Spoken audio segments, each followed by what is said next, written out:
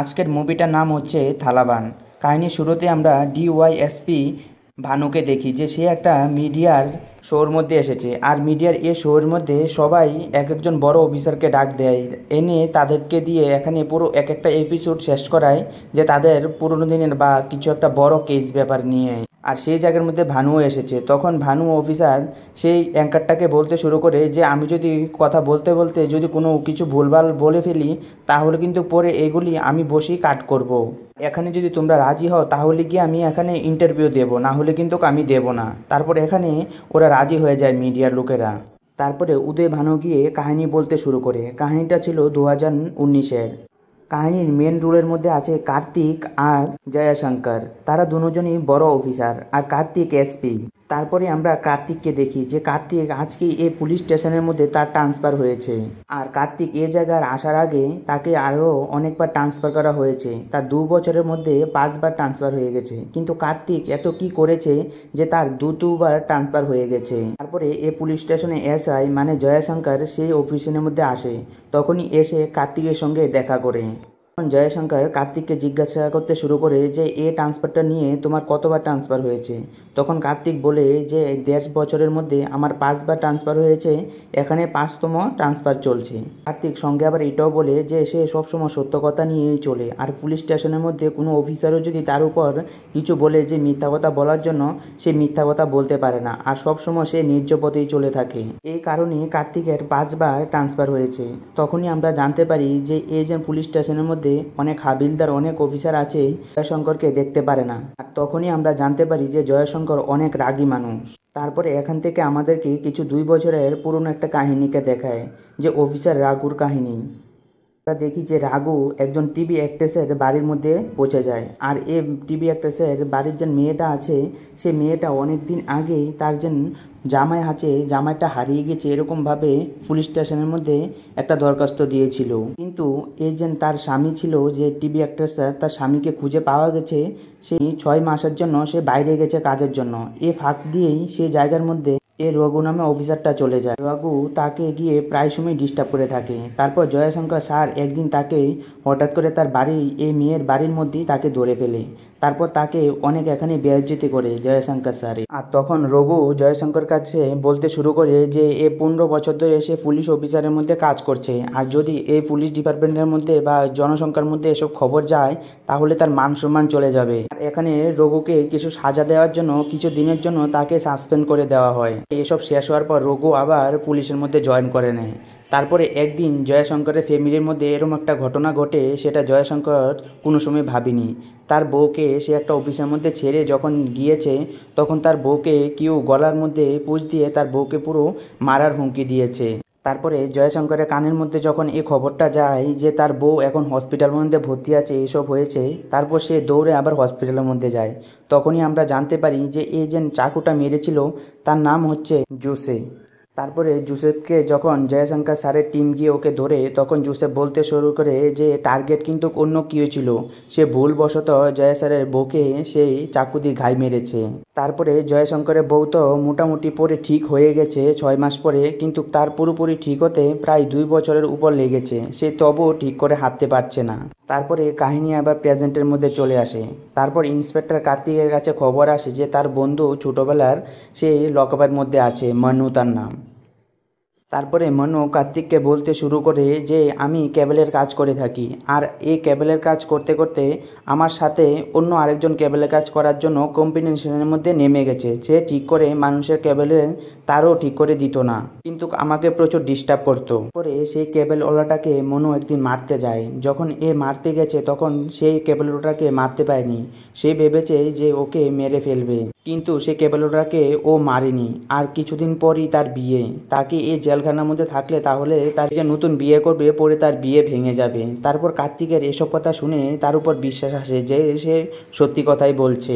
তারপরে আমরা মারিয়ামকে দেখি। মারিয়াম হচ্ছে জোসির ওয়াইফ। তারপরে জয়শঙ্কর যখন সেই থানার মধ্যে আসে, এসে বলে যে মন্নুকে তার কাছে আনার জন্য, তখন এখান থেকে একজন অফিসার গিয়ে সে জয়শঙ্করকে বলতে শুরু করে যে কার্তিক স্যার সে মন্নুকে ছেড়ে দিয়েছে। তারপরে জয়শঙ্কর স্যার কার্তিকের কাছে যায়, কার্তিককে গিয়ে বলতে শুরু করে যে তুমি আমার পারমিশন ছাড়া তুমি মন্নুকে কিভাবে ছেড়েছ।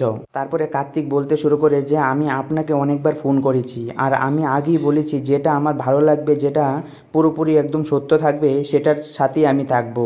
তারপর তাদের মধ্যে এরকম কথাবার্তা নিয়ে অনেকক্ষণ ধরে এখানে তাদের লড়াই চলতে থাকে। তখনই আমরা আবার এটাও বুঝতে পারি যে কার্তিকের এতবার যেন ট্রান্সফার হয়েছে এ কারণেই ট্রান্সফার হয়েছে, কারণ কার্তিক কোনো সময় তার বড় অফিসারের নিচে সে মাথা নিচু করে না। তখনই সে জায়গার মধ্যে জয়শঙ্কর স্যারের মাথা গরম হয়ে যায়। তারপর সে চলে যায় মনুকে আবার ধরে আনার জন্য। আর তখনই সেই জায়গার মধ্যে মারিয়া চলে আসে, এসে সেই জয়শঙ্কর স্যারকে বলতে শুরু করে যে তার হাজব্যান্ডকে ছেড়ে দেওয়ার জন্য, আর তার যত টাকা পয়সা লাগবে সব কিছু ও দিতে রাজি আছে।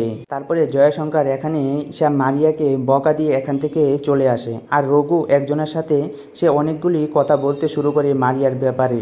সঙ্গে রঘু এটাও বলতে শুরু করে যে মারিয়া আর জয়শঙ্করের মধ্যে কিছু না কিছু একটা চলছে, কারণ এখানে রঘু জয়শঙ্কর স্যারকে কোনোভাবেই দেখতে পারতো না। তারপরে জয়শঙ্কর স্যার সেই চলে যায় মনুকে ধরার জন্য। তারপর মনুকে ধরে এনে জেলের মধ্যে এনে রেখে দেয়। তারপরে কিছুদিন পরেই জয়শঙ্করের এলাকার মধ্যে অনেক বড় একটা ফেস্টিভ্যাল হচ্ছে, আর এই ফেস্টিভ্যালের জন্য যে জয়শঙ্করের যে বউ আছে, জয়শঙ্করের শালা তার বউকে নিয়ে গেছে। পরের দিনই জেল থেকে মনু ছুটে এসেছে। পরে আমরা দেখি রাঘুকে, যে রাঘু ইন্সপেক্টর কার্তিকের কাছে যায় যে কিছুদিনে তাকে ছুটি দেওয়ার জন্য। সে বলতে শুরু করে যে তার কিছুদিনের জন্য সে তার গ্রামের বাড়িতে যাবে, সেখানে কিছু কাজ আছে। আর এসব কথা শোনার পর কার্তিক তাকে কিছুদিনের জন্য ছুটিতে পাঠিয়ে দেয়। তারপরে আমরা দেখি যে কার্তিক ওই যে ফেস্টিভ্যাল আছে, ফেস্টিভ্যালের মেলার মধ্যে ও ডিউটি করছে। তখনই সেখানের মধ্যে ভানু স্যারের কল আসে কার্তিকের কাছে যে ওখানেই জয়শঙ্করের বাড়ির মধ্যে তাড়াতাড়ি আসার জন্য।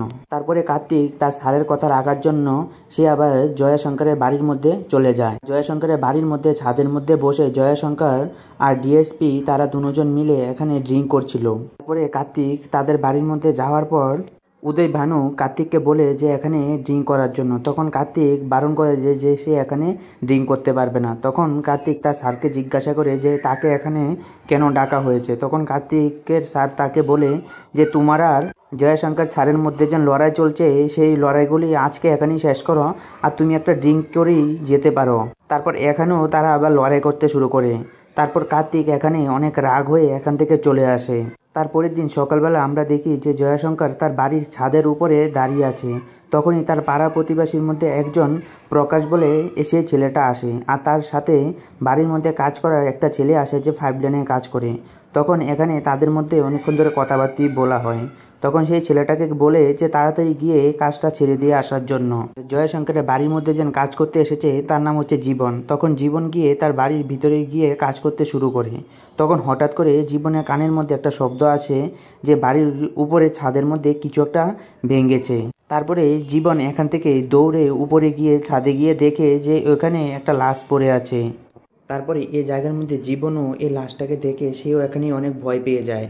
তারপর জীবন এখান থেকে দৌড়িয়ে সেই সবাইকে ডাকতে শুরু করে। তারপর ধীরে ধীরে এখানে ভিড় জমতে শুরু হয়। তারপরে সেই জায়গার মধ্যে পুলিশরাও চলে আসে, আর সবার এরকম লাগছিল যে এই মার্ডারটাকে শঙ্করই এই মার্ডারটাকে করেছে, সবার এরকমই লাগছিল। জায়গার মধ্যে কার্তিক আর উদয় ভানু স্যারও সেই জায়গার মধ্যে চলে আসে। তখন উদয় ভানু স্যার বলে যে কিছুক্ষণ পর সেই জায়গার মধ্যে এসআইরা আসবে, আর তোকে যদি কিছু জিজ্ঞাসা করে তাহলে তুই বলবি যে আমি কিছু জানি না। কার্তিককে এসব কথা বলছে। কার্তিক বলছে যদি আমাকে স্যার সত্যি কথা জিজ্ঞাসা করে আমি কিন্তু এসব কথা বলে দিতে পারবো, আমি মিথ্যা কথা বলতে পারবো না।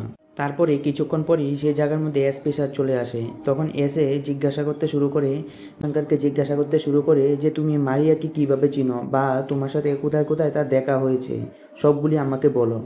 তারপরে সেই জায়গার মধ্যে জয়শঙ্কর স্যার বলতে শুরু করে যে মারিয়া কালকে আমার বাড়িতে 4টার সময় এসেছিল, ওর হাতে অনেকগুলি টাকা ছিল, সে আমাকে বলছিল যে জোসেফকে ছেড়ে দেওয়ার জন্য, কিন্তু আমি ওকে বারণ করে দিয়েছি যে আমি ওকে ছাড়তে পারবো না। তারপরে মারিয়ামকে আমি এসব কথা বলার পর মারিয়া এখান থেকে কাঁদতে কাঁদতে চলে গেছে। তারপর এসপি স্যার আবার গিয়ে তার যে পাড়া প্রতিবেশীর মধ্যে প্রশান্ত আসে, প্রশান্তকে জিজ্ঞাসা করতে শুরু করে যে এ মারিয়াকে আর কি কোনোদিনও দেখেছে এখানে আসতে। তখন প্রশান্ত বলতে শুরু করে যে মারিয়ামকে আমি সকালবেলায় 7টা কি 8টা বাজবে তখন আমি মারিয়ামকে দেখেছি যে জয়শঙ্করের বাড়ির মধ্যে। কিন্তু এখানে জয়শঙ্কর স্যার বলেছিল যে মারিয়াম 4টার সময় এসেছে। আর প্রশান্ত সঙ্গে এটাও বলে যে মারিয়াম যখন এসেছিল তার সঙ্গে একটা অটো সঙ্গে করে নিয়ে এসেছিল, আর মারিয়ামের সঙ্গে তার ছোট মেয়ে অবধি ছিল। আর এসব কথা শোনার পর এসপি স্যার বুঝতে পেরেছে যে এখানে কিছু না কিছু একটা গন্ডগোল পাকাচ্ছে সবাই।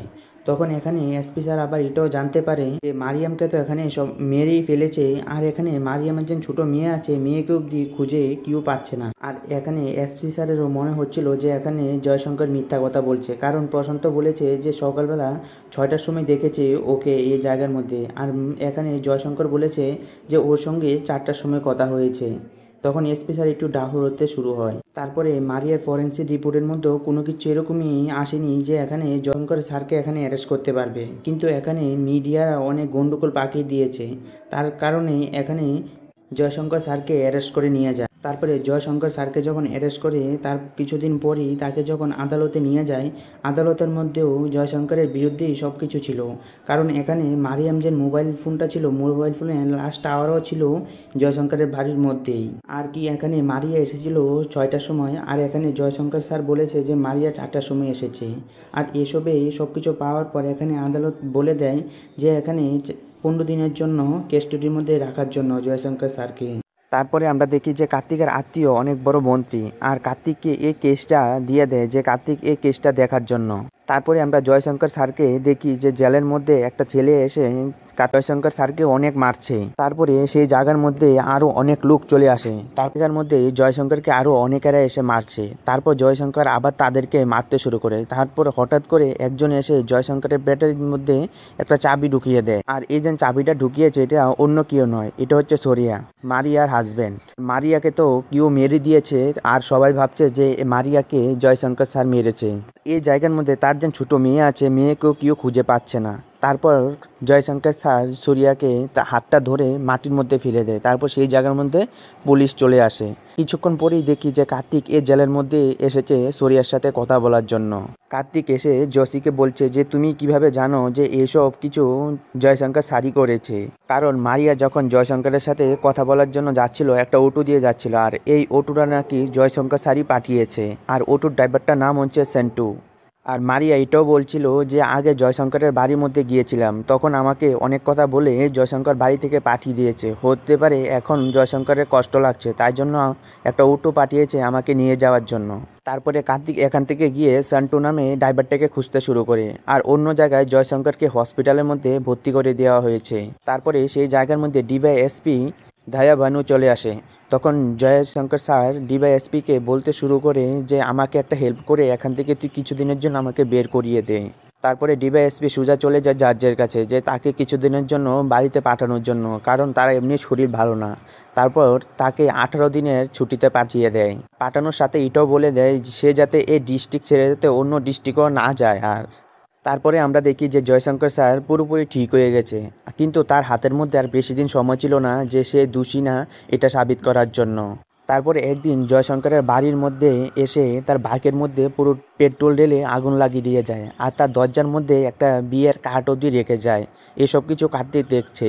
তারপরে আমরা দেখি যে একজন পুলিশওয়ালা সেই মান্নুকে অনেক মারধর করছে, কারণ সে ভেবেছে যে জয়শঙ্করের সাথে শত্রুতামি তারও আছে, হতে পারে সেই বাইকটা জয়শঙ্করের বাইকটা সে মান্নুই জ্বালিয়েছে।